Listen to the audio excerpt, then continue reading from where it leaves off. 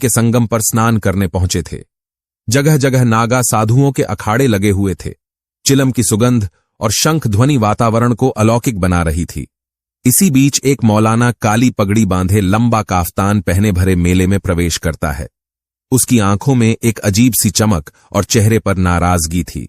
जैसे ही वह नागा साधुओं के एक बड़े अखाड़े के पास पहुंचा, वह जोर जोर से गालियां देने लगा। उसकी आवाज इतनी कड़वी और तीखी थी कि लोग सहम गए। तुम सब पाखंडी हो, झूठे हो, धर्म के नाम पर ढोंग करते हो, वह चिल्ला रहा था। अचानक अखाड़े के साधु मौलाना की तरफ देख गुस्से में उठ खड़े हुए। नागा साधुओं की सेना उसे घेरने लगी। मेला प्रशासन और पुलिस तुरंत मौके पर पहुंच गई, लेकिन मौलाना ने अपनी आवाज और तेज कर दी। तुम्हारे पाखंड की सच्चाई मुझे पता है, वह चिल्लाया। उसकी बातों में ऐसा कुछ था जो साधुओं को विचलित कर रहा था। एक बूढ़े नागा साधु जिनका नाम स्वामी दयानंद था, मौलाना को ध्यान से देखा। उनका चेहरा गंभीर हो गया। तुम कौन हो और हमारा क्या चाहते हो? उन्होंने धीमे लेकिन तीखे स्वर में पूछा। मौलाना मुस्कुराया, लेकिन उसकी मुस्कान में दर्द और रहस्य था। मेरा नाम पूछते हो? सच कहूं तो मैं खुद ये भूल चुका हूं कि मैं कौन हूं, लेकिन मैं जानता हूं कि तुम सब कौन हो और तुम्हारे इस अखाड़े का असली चेहरा क्या है। इतना कहकर मौलाना ने अपनी काली पगड़ी उतारी। उसके सिर पर एक गहरा घाव था, जैसे कोई पुराना निशान। सभी स्तब्ध रह गए। भीड़ में खुसुर फुसुर शुरू हो गई। तुम्हें यह याद है आनंद? मौलाना ने साधु की तरफ इशारा करते हुए कहा। आनंद पीछे हट गए। उनके चेहरे पर भय और आशंका साफ झलक रही थी। बाकी नागा साधु भी असहज हो गए। कौन हो तुम? आनंद ने कांपती आवाज में पूछा। मौलाना ने अपनी आंखें बंद की और कहा, सालों पहले जब मैं एक मासूम लड़का था, तुम्हारे अखाड़े ने मुझे मेरे परिवार से अलग किया। मेरे साथ क्या हुआ, ये कहानी मैं सबके सामने खोल दूंगा। इतना कहकर मौलाना ने भीड़ की तरफ देखा। यहां आने का मेरा मकसद सिर्फ सच को उजागर करना है। यह कुंभ मेला नहीं, यह एक राज है जिसे मैं आज खोलने आया हूं। अब तक भीड़ मंत्रमुग्ध हो चुकी थी। नागा साधु मौलाना की ओर बढ़ने लगे, लेकिन वह अपनी जगह से नहीं हिला। कौन था यह मौलाना? उसका नागा साधु से क्या रिश्ता था? उसके सिर पर वह गहरा घाव कैसे पड़ा? यह सवाल हर किसी के मन में गूंजने लगा। लेकिन मौलाना की आंखों में ऐसा सस्पेंस था जैसे वे खुद भी इन सवालों का जवाब देने के लिए तैयार नहीं था। संगम किनारे की हलचल बढ़ चुकी थी। भीड़ मौलाना की बातों से हतप्रभ थी तो नागा साधु असहज और नाराज। मौलाना के चेहरे पर अब भी वही गहरी मुस्कान थी जिसमें दर्द और रहस्य छिपा था। स्वामी अवधेशानंद ने कुछ पल चुपचाप मौलाना को देखा, फिर अपनी कमंडल से गंगा जल छिड़कते हुए धीरे से बोला, तुम झूठ बोल रहे हो। तुम्हारे झूठ से यहां की पवित्रता भंग हो रही है। बताओ, तुम्हारा असली मकसद क्या है? मौलाना ने गहरी सांस ली और बोला, मकसद तो तुमने ही बनाया है। क्या तुम्हें याद नहीं? 25 साल पहले प्रयागराज के पास एक छोटा गांव था दिगंबरपुर। वहां मेरा परिवार रहता था। मेरे पिता एक साधारण किसान थे और मेरी मां। कहते कहते उसकी आवाज भर्रा गई। उसने खुद को संभालते हुए कहा, उस गांव में तुम्हारे अखाड़े ने एक धार्मिक अनुष्ठान किया था, लेकिन वह अनुष्ठान नहीं, विनाश का तांडव था। आनंद के चेहरे पर बेचैनी बढ़ने लगी। उनकी मुट्ठियां कस गईं, लेकिन वह कुछ नहीं बोले। आसपास खड़े अन्य नागा साधु भी अचानक मौन हो गए। मौलाना ने अपनी आवाज तेज की, तुम्हारी पवित्रता का ढोंग। उस रात मेरे पिता ने तुम्हारे अनुष्ठान का विरोध किया था। उन्होंने तुम्हारी झूठी कहानियों पर सवाल उठाए थे और उस रात मेरे पूरे गांव को आग के हवाले कर दिया गया। मेरी आंखों के सामने मेरे माता पिता को जलाया गया और मैं किसी तरह बच गया। लेकिन क्या तुम जानते हो मैं कैसे बचा? भीड़ में सन्नाटा छा गया। मौलाना की बातें सुनकर लोग सिहर उठे। कोई कानाफूसी करने लगा तो कोई एकटक मौलाना को देखने लगा। मौलाना ने आगे कहा, तुम्हारे एक साथी जिसका नाम अब भी मेरे याद में बसा है, स्वामी चैतन्यनंद, उन्होंने मुझे बचाया। उन्होंने मुझे यहां से बहुत दूर एक मुस्लिम मौलवी के पास भेज दिया। उन्होंने कहा था, यहां तुम्हारी जान खतरे में है। तुमसे जो लिया गया है उसे एक दिन वापस पाने का समय आएगा। स्वामी दयानंद का चेहरा अब लाल हो चुका था। वह किसी बात को दबाने की कोशिश कर रहे थे। बस, ये सब मनगढ़ंत कहानी है। हमारे अखाड़े पर झूठा आरोप लगाना बंद करो। लेकिन मौलाना ने उनकी बात को अनसुना करते हुए अपनी पगड़ी के नीचे से एक पुराना ताबीज निकाला। वह उसे हवा में लहराते हुए बोला, क्या ये ताबीज तुम्हें याद है? ये वही चैतन्यनंद ने मुझे दिया था। उन्होंने कहा था कि ये अखाड़े का सबसे बड़ा राज है। ये सिर्फ तुम्हें और तुम्हारे गुरु को पता है। ताबीज को देखकर आदित्यनंद पीछे हट गए। उनके कदम लड़खड़ाने लगे। आसपास के नागा साधुओं में हलचल मच गई। कोई फुसफुसा रहा था, ये कैसे मुमकिन है? वह ताबीज तो चेतन आनंद के साथ ही खत्म हो गया था। मौलाना की आंखों में आंसू थे, लेकिन उसके होठों पर अजीब सी मुस्कान थी। तुम सोचते हो ये मेला सिर्फ श्रद्धा का केंद्र है? ये तुम्हारे पापों की गवाही देने का स्थान भी है। आज मैं तुम्हारा सच उजागर करूंगा, और अगर तुमने मुझको रोका तो यही भीड़ तुम्हें न्याय देगी। इतना कहकर मौलाना ने एक कदम आगे बढ़ाया और साधुओं के घेरे के पास जाकर चिल्लाया, क्या तुम सब जानते हो तुम्हारा अखाड़ा किन रहस्यों को छिपा रहा है? भीड़ से कुछ लोग मौलाना के समर्थन में बोलने लगे तो कुछ साधुओं के साथ खड़े हो गए। मौलाना गरमाने लगा। पुलिस भी असमंजस में थी कि किसका साथ दिया जाए।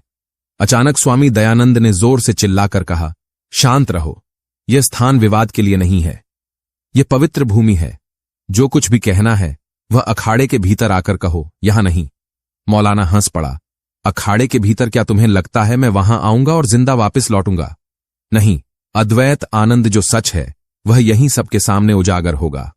स्वामी दयानंद ने अपने अनुयायियों की ओर देखा और धीमे स्वर में कहा। उनके शब्द सुनते ही नागा साधु मौलाना की ओर बढ़ने लगे, लेकिन तभी मौलाना ने साधुओं को अपनी ओर आते देख ठहर कर उनकी ओर घूरा। उसकी नजरों में न डर था और न ही झिझक। वह वहीं खड़ा रहा, मानो उसे किसी बात का भय नहीं था। साधुओं के बीच बढ़ती गर्मी को देखकर भीड़ पीछे हटने लगी। माहौल में घुलती आशंका अब एक तूफान का रूप ले रही थी।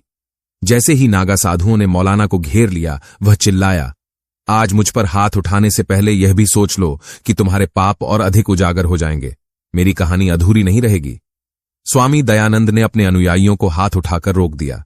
उनका चेहरा गंभीर था और उनकी आंखों में कई भाव एक साथ उमड़ रहे थे, गुस्सा, डर और कुछ ऐसा जो किसी रहस्य को संभालने की कोशिश कर रहा था। अगर तुम सच में कुछ जानना चाहते हो, तो अद्यतन नंद ने कड़कते हुए कहा, तो आओ, लेकिन यहां नहीं। अखाड़े के भीतर संगम के किनारे पर इस तरह तमाशा करने का अधिकार तुम्हें नहीं है। मौलाना मुस्कुराया। अखाड़े के भीतर? मैं जानता हूं कि तुम्हें लगता है वहां तुम्हारी शक्ति सर्वोच्च है, लेकिन याद रखना, मैं वहां भी सच को डूबने नहीं दूंगा। भीड़ में एक औरत जो अब तक मौलाना को चुपचाप देख रही थी, अचानक बोल उठी, अगर यह आदमी सच कह रहा है तो क्यों नहीं इसे अपनी बात रखने देते? अगर यह झूठ है तो सच सबके सामने आ ही जाएगा। स्वामी दयानंद ने उस औरत को देखा। कुछ पल के लिए वह ठिठक गए, मानो वह उसे पहचानने की कोशिश कर रहे हों, लेकिन फिर उन्होंने सिर झटका और मौलाना की ओर इशारा करते हुए कहा, चलो। अखाड़े के भीतर का दृश्य बाहर से बिल्कुल अलग था। बड़े बड़े तंबू, साधुओं के मंत्रोच्चार और रहस्यमयी प्रतीक चिन्हों से सजी दीवारें। यह स्थान आध्यात्मिकता और रहस्यमयता का संगम था। मौलाना ने भीतर कदम रखा और उसकी आंखों में अजीब सा भाव उमड़ आया। कई सालों बाद मैं यहां लौटा हूं, उसने धीमे स्वर में कहा, जहां हर चीज वही है, बस एक बात बदल गई है। अब मैं तुम्हारे झूठ को पहचान चुका हूं। स्वामी दयानंद ने अपनी छड़ी जमीन पर ठोंकते हुए कहा, जो कुछ भी कहना है कहो, लेकिन झूठ मत फैलाओ। मौलाना ने ताबीज को हवा में लहराते हुए कहा, यह ताबीज केवल एक प्रतीक नहीं है, यह तुम्हारे अखाड़े की वह काली सच्चाई है जिसे तुमने सालों से छिपा रखा है। यह ताबीज मुझे उस रात चैतन्य नंदा ने दिया था। उन्होंने कहा था कि अगर कभी मैं इसे सही स्थान पर रखो तो यह अपने आप हर राज खोल देगा। दयानंद ने जोर से हंसने की कोशिश की, लेकिन उसकी हंसी में घबराहट थी। क्या बकवास कर रहे हो? यह सिर्फ एक ताबीज है, इससे कुछ साबित नहीं होगा। मौलाना ने अखाड़े के बीच बने एक बड़े चबूतरे की ओर इशारा किया। चेतन आनंद ने कहा था कि यह ताबीज वहां रखा जाए तो सच अपने आप बाहर आ जाएगा। यह सुनकर आनंद ने गुस्से में चिल्लाया, झूठ ये ताबीज कुछ नहीं कर सकता। लेकिन उनकी आवाज में वह दृढ़ता नहीं थी जो साधुओं को उनके शब्दों पर यकीन दिला सके। मौलाना ने भीड़ और साधुओं की ओर मुड़कर कहा, अगर यह झूठ है तो मुझे उस चबूतरे तक जाने से रोकने की जरूरत नहीं, लेकिन अगर यह सच है तो यही अखाड़ा अपनी सच्चाई उजागर कर देगा। भीड़ में से कुछ लोग फुसफुसाने लगे, नागा साधुओं के बीच भी असमंजस फैल गया। अंत में आनंद ने अपने अनुयायियों को इशारा किया, इसे जाने दो, लेकिन अगर कुछ भी अनर्गल साबित हुआ तो इसकी सजा बहुत बड़ी होगी। मौलाना ने चबूतरे की ओर कदम बढ़ाए। उसकी हर चाल पर सैकड़ों आंखें गड़ी थीं। उसने ताबीज को अपने हाथों में कसकर पकड़ा और चबूतरे के पास पहुंचा। उसकी सांसें तेज हो रही थी। जैसे ही उसने ताबीज को चबूतरे पर रखा, एक गूंजती हुई ध्वनि पूरे अखाड़े में गूंज उठी। सभी चौंक उठे। चबूतरे से हल्की सी कंपन महसूस हुई। मौलाना पीछे हट गया। अचानक चबूतरे के ऊपर की मिट्टी दरकने लगी। नागा साधु और सतानंद अवाक रह गए। मिट्टी के नीचे से एक धातु का बक्सा नजर आने लगा। ये क्या है? भीड़ से किसी ने चिल्लाकर पूछा। मौलाना ने गहरी सांस लेते हुए कहा, ये वही है जो तुम्हारे अखाड़े की सबसे गहरी सच्चाई छिपा रहा है। आज ये बक्सा खुलेगा और इसके साथ ही तुम्हारा हर राज भी। अद्यतन। नंद का चेहरा सफेद पड़ चुका था। वे चिल्लाए नहीं, इसे खोलने का अधिकार तुम्हें नहीं है। लेकिन मौलाना ने उनकी बात को अनसुना करते हुए बक्से की ओर कदम बढ़ाया। चबूतरे के नीचे दबे बक्सा अब पूरी तरह से उजागर हो चुका था। चारों ओर खामोशी छा गई थी। मौलाना की आंखें बक्से पर टिक गईं, मानो वह उस पल का इंतजार बरसों से कर रहा हो। नंद आनंद की आंखों में घबराहट साफ साफ दिख रही थी। वह आगे बढ़कर कुछ कहने ही वाले थे कि मौलाना ने अपनी हथेली से उन्हें रोक दिया। अब और कोई झूठ नहीं। मौलाना ने शांति लेकिन दृढ़ स्वर में कहा, यह बक्सा सालों से दफन था। चैतन्य नंद ने मुझे बताया था कि इसमें तुम्हारे पाखंड का सबूत छिपा है। आज इसे खोलने का वक्त आ गया है। आनंद ने चिल्लाकर कहा, यह सब फरेब है। यह बक्सा कुछ नहीं है। इसे खोलने का कोई अधिकार तुम्हें नहीं है। उनके स्वर में गुस्सा तो था, लेकिन उनके शब्द कमजोर लग रहे थे। भीड़ पीछे हट गई, लेकिन हर किसी की नजर उस बक्से पर थी। नागा साधु भी असमंजस में थे। कुछ अद्वैत आनंद का समर्थन कर रहे थे, तो कुछ चुपचाप खड़े रहकर यह तमाशा देख रहे थे। मौलाना ने धीरे धीरे बक्से को खोलने के लिए हाथ बढ़ाया। उसकी उंगलियां बक्से के जंग लगी सतह पर थरथरा रही थीं। जैसे ही उसने ढक्कन हटाया, एक हल्की सी खनकती आवाज सुनाई दी। बक्से के भीतर से एक गहरी सड़ी गली गंध निकली। भीड़ की सांसें थम गई। हर कोई जानना चाहता था कि उस बक्से में क्या छिपा है। मौलाना ने भीतर झांक कर देखा और उसकी आंखें चौड़ी हो गईं। उसके होंठ बुदबुदाए, लेकिन शब्द बाहर नहीं निकले। क्या है इसमें? भीड़ में से किसी ने चिल्लाया। मौलाना ने कांपते हुए हाथों से बक्से के भीतर से कुछ निकाला। वह एक पुरानी मटमैली किताब थी। उसकी जिल्द फटी हुई थी और उस पर कुछ संस्कृत में लिखा हुआ था। किताब के साथ एक और वस्तु थी। वह लोहे की छोटी सी मूर्ति जो आधी टूटी हुई लग रही थी। दयानंद का चेहरा देखते ही देखते भय से सफेद पड़ गया। उनकी आंखों में ऐसा भाव था मानो वह इन चीजों को पहचानते हो। उन्होंने तेजी से साधुओं की ओर देखा और चीखते हुए कहा, इसे तुरंत बंद करो। यह अशुभ है। इसे कोई मत छुओ। लेकिन मौलाना ने किताब को खोलने का प्रयास किया। उसके पन्ने चिपके हुए थे, जैसे सालों से किसी ने उन्हें छुआ तक नहीं था। उसने पहला पन्ना पलटा और उसके भीतर से एक कागज बाहर गिरा। कागज पर कुछ लिखा हुआ था काले अक्षरों में, जो समय की मार से धुंधले हो चुके थे। मौलाना ने कागज उठाया और पढ़ने की कोशिश की, लेकिन पढ़ते ही उसका चेहरा बदलने लगा। उसके होंठ फड़फड़ाए और उसने धीरे से कहा, यह तो भीड़ अब बेचैन हो चुकी थी। क्या लिखा है इसमें? लोग चिल्लाने लगे। आनंद ने एक कदम आगे बढ़ाकर चीखते हुए कहा, इसे बंद करो। यह किताब और यह बक्सा झूठ है। यह तुम्हें भटका देगा। लेकिन मौलाना ने उनकी बात अनसुनी करते हुए किताब का दूसरा पन्ना पलटा। जैसे जैसे वह पढ़ता गया, उसके चेहरे पर गुस्सा और दर्द के भाव उमड़ने लगे। यह सब कुछ यही लिखा था। यह किताब तुम्हारे अखाड़े की असलियत है, तुम्हारे अपराधों की गवाही है। यह बताती है कि तुम्हारी इस पवित्र अखाड़े ने कितनी जिंदगियां तबाह की है। अचानक नागा साधुओं में खलबली मच गई। कुछ साधु आनंद के पास आकर फुसफुसाने लगे, तो कुछ मौलाना की ओर बढ़ने लगे। अद्वैत आनंद ने चिल्लाकर आदेश दिया, इसे रोको। यह झूठ फैला रहा है। यह हमारी परंपरा और धर्म पर हमला है। इसे बाहर निकालो। लेकिन तभी भीड़ में से एक बूढ़ी औरत ने आवाज लगाई, रुको, मुझे भी यह किताब देखने दो। वह औरत आगे, और जैसे ही मौलाना ने उसकी ओर देखा, उसकी आंखों में पहचान का भाव चमक उठा। तुम? मौलाना ने कांपती आवाज में कहा, तुम यहां कैसे? औरत ने मौलाना को गहरी नजरों से देखा। क्योंकि तुम्हारी सच्चाई मेरी सच्चाई से जुड़ी है। इस किताब में जो कुछ लिखा है, मैं उसे जानती हूं, और मुझे लगता है यह अखाड़ा भी जानता है। आनंद का चेहरा अब गुस्से और घबराहट का मिश्रण बन चुका था। उन्होंने साधुओं को इशारा किया, लेकिन इस बार साधु उनकी बातों को लेकर संशय में थे। भीड़ अब एक साथ बोलने लगी। हर कोई जानना चाहता था कि उस किताब और बक्से में क्या राज छिपा है। मौलाना ने किताब बंद की और गहरी सांस लेते हुए कहा, यह सिर्फ शुरुआत है। यह किताब और यह मूर्ति तुम्हारे अखाड़े का वह चेहरा दिखाएगी जिसे तुमने सालों तक छिपा कर रखा है। मौलाना ने किताब को मजबूती से पकड़ा और चबूतरे पर खड़ा हो गया। उसकी आंखों में वह दर्द साफ दिखाई दे रहा था जो उसने सालों से छुपा रखा था।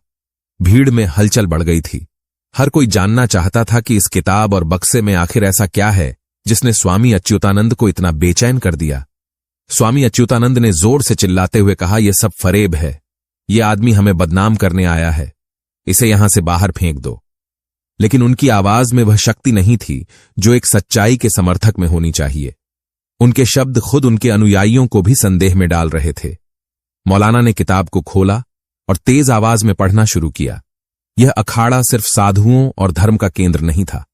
यह एक ऐसा स्थान था जहां निर्दोष लोगों को बलि के नाम पर मारा गया था, जहां सैकड़ों बच्चों को उनके परिवारों से अलग कर दिया गया, जहां धर्म के नाम पर ताकत और भय का राज कायम किया गया।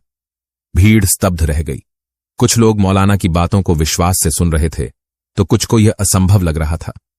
मौलाना ने आगे पढ़ा, 25 साल पहले दिगंबरपुर गांव में इसी अखाड़े ने एक अनुष्ठान किया। उसे अनुष्ठान के लिए गांव के हर परिवार से एक बाल्टी मांगी गई। मेरे पिता ने इसका विरोध किया और उसी रात पूरे गांव को आग के हवाले कर दिया गया। यह सब चेतन आनंद और आनंद के आदेश पर हुआ। इतना सुनते ही आदतन चिल्लाए, झूठ, यह झूठ है। हमारा अखाड़ा कभी ऐसा नहीं कर सकता। लेकिन मौलाना ने किताब से एक कागज निकाला और उसे भीड़ की ओर दिखाया। यह उस अनुष्ठान की सूची है। इसमें हर उस व्यक्ति का नाम है जिसे बलि के लिए चुना गया था। यहां मेरे पिता का नाम भी है। स्वामी दयानंद की आंखों में अब गुस्सा नहीं बल्कि डर था। उन्होंने भीड़ से कहा, यह कागज नकली है, इसे मत मानो। यह आदमी हमें बदनाम करने के लिए यहां आया है। तभी वह बूढ़ी औरत जो पहले मौलाना के पास आई थी बोल पड़ी, मैंने यह सब अपनी आंखों से देखा है। उस रात मेरा परिवार भी दिगंबरपुर में था। मेरी बेटी को भी बलि के लिए उठाया गया था।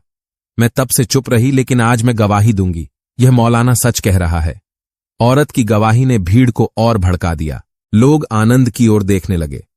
नागा साधुओं में भी फुसफुसाहट होने लगी। कुछ साधु धीरे धीरे पीछे हटने लगे। मौलाना ने किताब को बंद करते हुए कहा, मैं यहां बदला लेने नहीं आया। मैं यह सच उजागर करने आया हूं।